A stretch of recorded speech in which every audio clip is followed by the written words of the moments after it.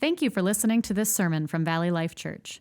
If you'd like to learn more, you can go to our website at valleylife.church, or better yet, come be our guest on a Sunday morning. Of course, we all are moving forward with this in the service today with a very heavy heart, and I'm preaching today from Ryan's Bible, and I'm going to read to you in Proverbs chapter 6, the text that has guided our Upside Down Family series. We pull from this text 4 categories that I encourage you as leaders in your family, mamas and daddies and grandmas and grandpas, and some of you future moms and dads, to look for and make a plan for how you're going to handle authority, a child's heart, your communication, and correction. And you'll see that in this text as I read from Proverbs chapter 6, verse 20. Authority, heart, communication, correction. It sounds like this. My son, keep your father's commandment and forsake not your mother's teaching. Bind them on your heart always and tie them around your neck. When you walk, they will lead you. When you lie down, they will watch over you. When you awake, they will talk with you. For the commandment is a lamp and the teaching a light, and the reproofs of discipline are the way of life. In each of those verses, you'll see one category. And what I'm giving to you these 4 weeks are not really rules for parenting. It's just more like categories that you need to be clear about as you structure your home. The first one is authority, and you'll see that in verse 20. Proverbs chapter 6, verse 20, my son, keep your father's commandment and forsake not your mother's teaching. And we did this last week. I'm just sort of reiterating the thing I want you to think about in regards to verse 20, the father's commandment, mother's teaching. We're in authority here. Mom and dad can't always be right. That's not something that we are able to do. So that means our authority, the fact that we're in charge of this home, doesn't come from the fact that we're always right or any of that. It comes from God. It's derivative, it's derived authority. God is in charge of everything, and he said that we're in charge of this family. So in light of that, you don't get to be right, but you must always be in charge. And as a parent, mom and dad, you get to say, these are the walls of our home. This is our sphere or box of influence. Inside these 4 walls, this is our family, and we decide what happens in here. I can't speak for the other families outside these walls. I don't know what happens. I don't know what happens online. I don't know what happens at your friend's house. But inside these walls, we are in authority. Not because we're always right. That wasn't even the goal. What we need to be is always in charge. And I told you last week, and I'll reiterate each time I get to speak about Upside Down Family, or if we get to talk one-on-one. With that charge, now that you're in charge, not because you're right, but because you're in charge, let the walls that you put up be dripping with love. Amen. Let them be dripping with love. Let the walls in your house drip with love. That's what you do with that authority. So that's why he says, my son, keep your father's commandment, forsake not your mother's teaching. And then in verse 21, bind them on your heart always, tie them around your neck. And last week we said it, I'll say it again, that you're going after your child's heart. Yes, head, so like what they remember, what they think, what they can regurgitate, information, you want all that stuff. That's a part of parenting. Yes, hands and feet. Where do they go? What do they do? Hey, stop that. That doesn't go there. Make your bed. All those sorts of things. All super important. But man, I'm telling you, head and hands and feet always lose out the heart. They always lose out the heart. That's why Proverbs 4 says, keep your heart with all vigilance, for from it flow the springs of life. If you really want to go make an upside down family, different from the other families outside the kingdom of God, here's what you do. You get to the spring. Quit trying to deal with the water after it's already gone down the brook, after it's already gone down the river. Get to the spring and put in the spring what should be there. If you can get to their heart, because hearts are always aiming at something. Little girls are always crowning some king. Little boys are always aiming at something in their hearts, And we talked about that. We talked about that last week. We'll always talk about parenting in that way. Yes, head, yes, hands and feet, but definitely heart. Go for the child's heart. And then verse 22, when you walk, they will lead you. When you lie down, they will watch over you. And when you awake, they will talk with you. Hey, you're in charge, mom and dad. Not because you're right. You're probably wrong about half the time. If you go 50-50 on right and wrong, you're probably doing a pretty good job. But you got to be in charge all the time. All the time. You're deciding what are the walls. You're making sure that they drip with love. You're going after not just begrudging submission or you better do what I say or you're going to get it. You're going after their heart, that they would become a willing participant in what we're doing as a family this month. If you can get to the spring of life and be a part of deciding who gets crowned king of your little girl's heart, who gets crowned king of your little boy's heart, how do you do it? With words. Really simple. That's what this is saying. He's saying those commandments in verse 22, those commandments, when you walk, those commandments will lead you. When you lie down, those commandments will watch over you. And when you awake, they will talk with you. You're going to need words, which is why I told you, here I tell you again, you can tell me anything and I don't have to like it. If you can get that done, it's not something you say once, it's a posture you construct in those four walls with your kids. You can tell me anything. Dad don't have to like it. Mama don't have to like it. Your mom is not so fragile that she can only hear things that make her happy. That isn't how mom is. Mom is strong. You don't have to only say things that I can appreciate, which is why that little joke, and I've said the joke, you've said the joke, it's just not very funny, frankly, and it's not very helpful. If mama ain't happy, nobody's happy. We've all heard it before. That works against you. Maybe it's funny, maybe it's not, but it can't be the way it is in your house. Because mom needs to be able to hear things that she doesn't like and still be okay. Your dad can keep it together when you say things that break his heart. That's not something you just say one time. You put that in the water of your child's heart. Your dad can hear things that break his heart because he would rather hear it from you. You can tell me anything. I don't have to like it. And also, it's kind of a dad's job to have his heart broken and learn how to stay calm anyways. That's kind of your job. Ephesians 6:4 says, fathers, it doesn't say it to mamas. It doesn't say it to mamas. It said, fathers, do not exasperate your children. I think that's like irritate, frustrate, anger. Don't pick on your kids. Don't do that. You got to be able to figure out how to hear things that break your heart and be able to deal with it so that your child can communicate with you. And if you really want to go all in on this back and forth communication thing, and you can tell me anything, dad don't have to like it, you really want to go next level, and I hope that you do. The real upside down family, you get this done as far as communication in your house. Lies are relational poison. You lie to me, that's relation. Not like you're going to get it, but what are we going to do if you lie to me? What are we going to do? It's relational poison. There's poison in the well, that wellspring of life. What are we going to do if I lie to you? You really want to get it done? Don't threaten them, hey, don't lie. You teach them, I won't lie to you. And I'll tell you this, it's hard for a mama and a daddy not to lie to their kids because they call it gaslighting, but we threaten, we exaggerate, we intimidate with lies. And you may say them nice. You can read the Gentle Parenting book and all that stuff, but we still are tempted to lie to our kids. And I'm telling you, don't do it. Lies are relational poison, even if they sound sweet, even if they are meant to just avoid a confrontation. Do not lie to your kids. Therefore, if you say we're leaving in 10 minutes, you got to keep that promise. Do not lie to your kids. Do not exaggerate the level of punishment that's going to happen. 1, 2, 3, 4, 5. I don't know what to do now. They don't do what I say. Don't lie to your kids. Y'all didn't think that was funny. Okay.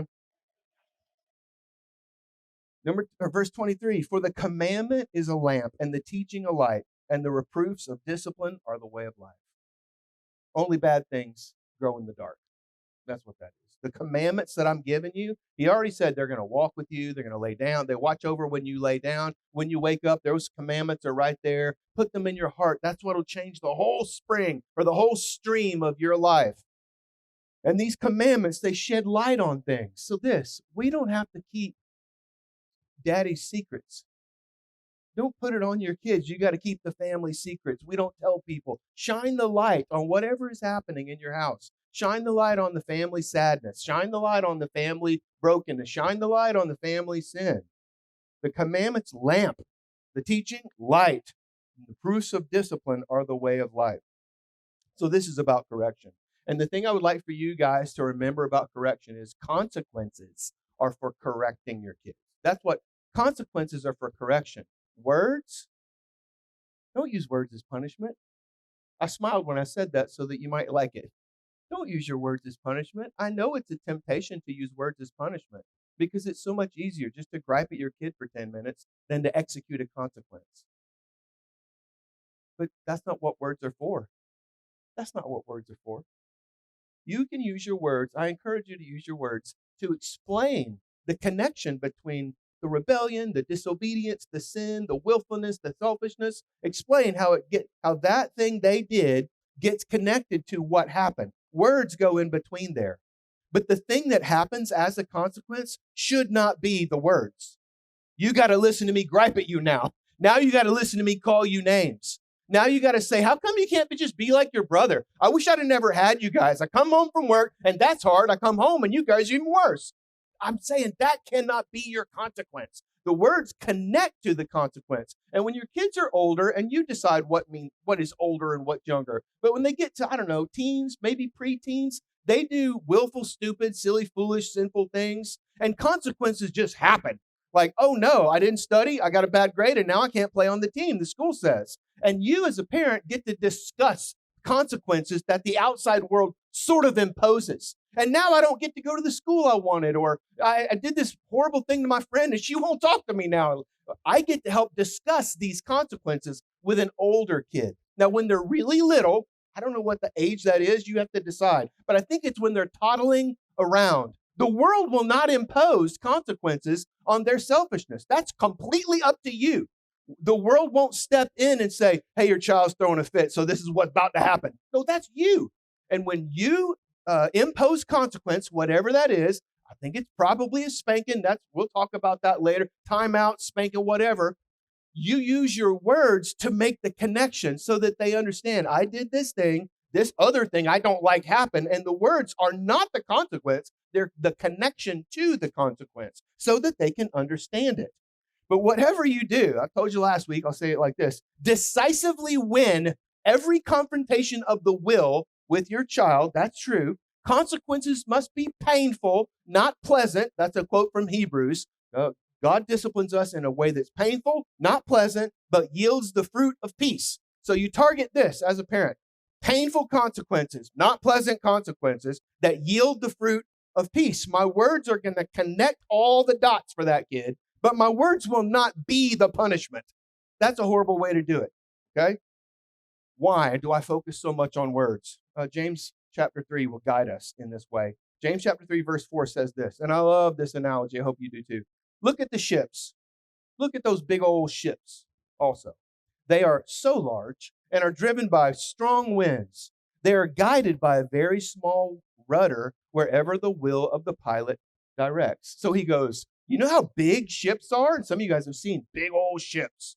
Man, you see how big those things are? The winds are even bigger and stronger. Big old ships, even bigger and stronger winds, and a little bitty rudder really decides what happens. And the pilot is in charge of that rudder. And he's saying, verse 5, in the very next verse, so also the tongue is a small member, yet it boasts great things.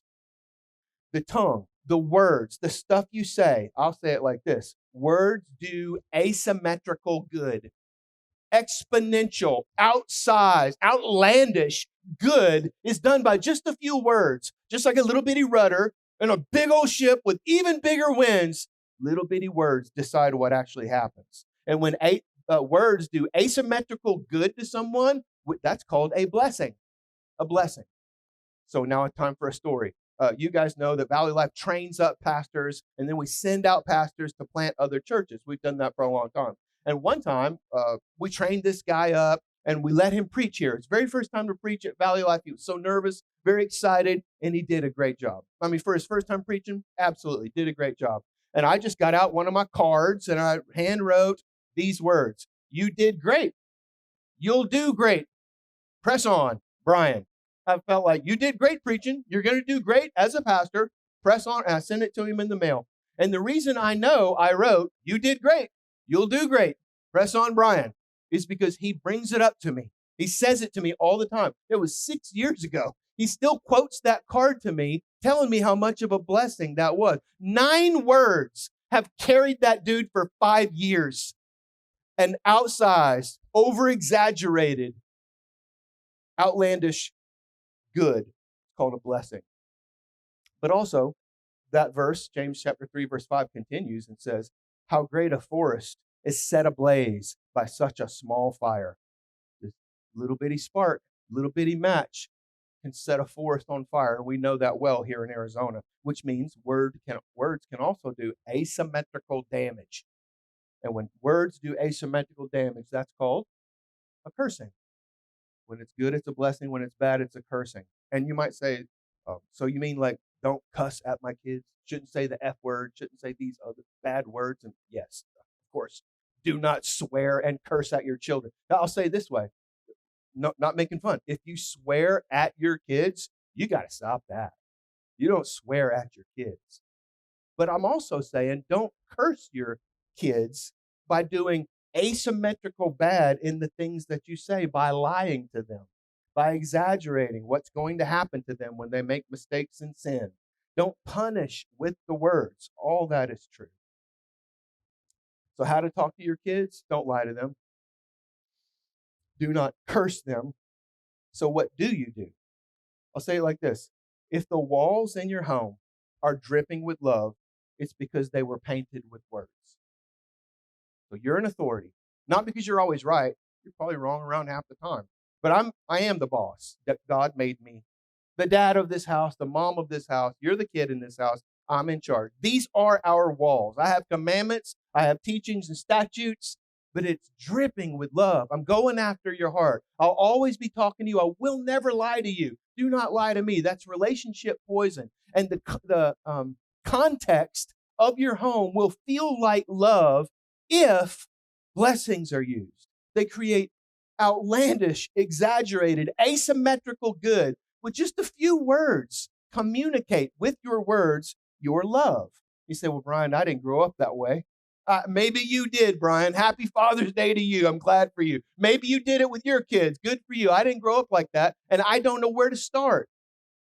Thankfully, God has given us tons of examples in his word, which is, well, the one I'm going to show you today is the one that Dwayne read to us from Ephesians chapter 3. Here's how our Father in heaven paints the walls with love in the Bible. And this is from the pen of St. Paul writing to the church in Ephesus. He said this, chapter 3, verse 14, he writes, for this reason, I bow my knees before the Father. Obviously, he's describing, I pray. So it's a kind of a father figure to this group of people, and I'm connecting it to actually being a dad and being a mom and saying, hey, I pray for you guys. So pray for your kids. And when you pray, or that you pray for them, tell them that you pray for them. Tell your kids with your words, I'm praying for you. And Paul even says, he doesn't just say, hey, I pray for you. I bow my knees before the Father. Then he takes a few verses just to let them know the kind of stuff that he prays about. What a good template for dad. Tell your kids you're praying for them and tell your kids what you're praying for them. And doing just those two simple things, you're getting done a third thing by accident. You're teaching them to pray. You're teaching them how to pray. For this reason, I bow my knees before the Father. And then he starts telling them what he's praying about in verse 15. From whom every family in heaven and on earth is named. God is the authority. Verse 16, that according to the riches of his glory, he may grant you to be strengthened with power through his Spirit in your inner being.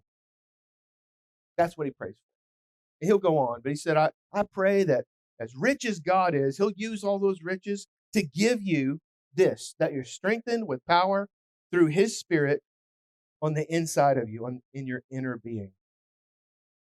After the third service, some members of the media are going to be here, and I know that they're going to want to interview me and ask me about Ryan's life, Ryan's character. And I already know what I'm going to tell them. I don't care what question they ask, I'm going to answer the way I want to ask. I'm going to say Ryan was good, glad, and strong. What does it mean that he was good? Well, it means he was pursuing Christ. It doesn't mean Ryan was right all the time. Just like a parent can't be right all the time, but he was pursuing Christ. Now, Christ is good. Christ is the only good man ever. And there are those of us who are pursuing Christ. In that way, Ryan was good. Ryan was glad. We've talked about gladness before. We talked about the oil of gladness. the joy of the Lord. The Old Testament calls it oil of gladness. New Testament says joy of the Lord. But it's that thing that says, look, I'm not sovereign over my circumstances. I'm not captain of everything that happens in my life. But I know this. I'm holding on to God's love, and it gives me joy that's like oil. It sort of lubricates the gears. And that's what I saw. And Ryan was strong. Ryan was obviously a physically strong dude. We talked about that quite a bit. But that's not what this means. This means he was strengthened with power through Christ's Spirit in the inner being. And that simply means being able to hold on. He's going to go on to say, so that you would be able to hold on, like if this cup were heavy, and if it was too heavy for me, I wouldn't be strong enough to hold it. But he says, I'm praying that you'll be strengthened with power, with his power, through your spirit, through his spirit in your inner being, that you can hold on when times are hard, when things are heavy. And it's words that do that. You want that for your kid. You do not want to be sovereign over circumstances. You do not want to always be right. You don't want to raise a kid that thinks he needs to always be right or she needs to do things correct. That ain't a good strategy. What you want is strength. Good, glad, and strong. And that happens through words. That's what he's saying. I'm praying for this, that according to the riches of his glory, he'll give you this grant or this gift, that you'll be strengthened with power through his Spirit on the inside of you, in your inner being. And then verse 17, so that Christ may dwell in your hearts through faith, that you, being rooted and grounded in love. So part of it would be, if you can get strong, he's praying, if you can get strong, then you'll be rooted and grounded in love. Brooke and I were at Niagara Falls at a pastor's retreat when we found out what happened. And my first thought was, I got to get home. I just want to go home. It feels like touching base. I need to go touch base. I want to get in my house. I want to get around the church and just touch base with everyone. Remember when you were little kids and you're playing tag? Y'all play chase, play tag, freeze tag, those kinds of things. And I wasn't very fast. All the other kids were faster than me, and they're fixing to tag me. I'd grab the tree and say, base! Whatever it was. Like, I just made that up. Base. And I'm safe. And it's home base. It's touching base. And he says, that's what you can have, so that Christ would dwell in your hearts and you would be rooted and grounded in love. Home is like that. Church is like that. Your family should be like that. And mom and dad are the authorities chasing kids' hearts, using communication to create a home base, so that those kids are rooted and grounded in this thing, not in their performance, not in the lies that we tell about our family so other people think we're fine, just in that we are loved. And when that happens, verse 18, you'll have the strength to comprehend with all the saints what is the breadth and length and height and depth. He's saying that he wants them to comprehend or get it, grasp it, comprehend the length, so like out there, the breadth, the height, and the depth of God's love. Now that's a rooted, grounded person. He's praying that would happen, that you would know that you're loved so wide, so tall, so deep, and so long. And what he's saying is three things. I'll give you these three and then we can sing. That you are loved comprehensively. That you are loved comprehensibly. And that you are loved incomprehensibly. That's what he really does say, even though those words all sound the same. The first one is comprehensive. It's kind of like car insurance. When you get car insurance, you might get liability coverage, or you can get collision coverage, or you can get the big one and pay all the money and get comprehensive coverage. Whether it's your fault, their fault, someone steals it, whatever. Like, it's just the comprehensive coverage. It's the length and the depth and the height and the breadth. It's all the coverage. And this is what you can know about God's love. You are loved by God comprehensively. Secondly, you can comprehend that. The fact that he loves you, it's a gettable thing. It's a ascertainable thing. It's not just out there. Well, I guess he loves me, but I can't tell it right now. Since I'm not sovereign over my circumstances and I don't get to decide in this life the stuff I wanted to decide, I don't know if he loves me or not. And he said, no, he loves you comprehensively. And there is a thing. And then he goes, and I'm praying for it. I want this for you, that you would get it and you would hold on to it. Now that takes strength, which is why he wants power through his spirit in your inner being, that you would be strong to hold on. You are loved in a way you can experience that could become portable for you. You carry it around with you. And that's what roots us and grounds us. And then lastly, he says, there's also some of this stuff that you can't comprehend. It's bigger than you. You're loved incomprehensibly. There's some of it that's just incomprehensible. And he says that part is that you would be filled with the fullness of God. That's in verse 19. He says, and to know the love of Christ that surpasses knowledge. You can't comprehend that part. That you may be filled with all the fullness of God. Filled with the fullness, when he says that, it does sound strange in English.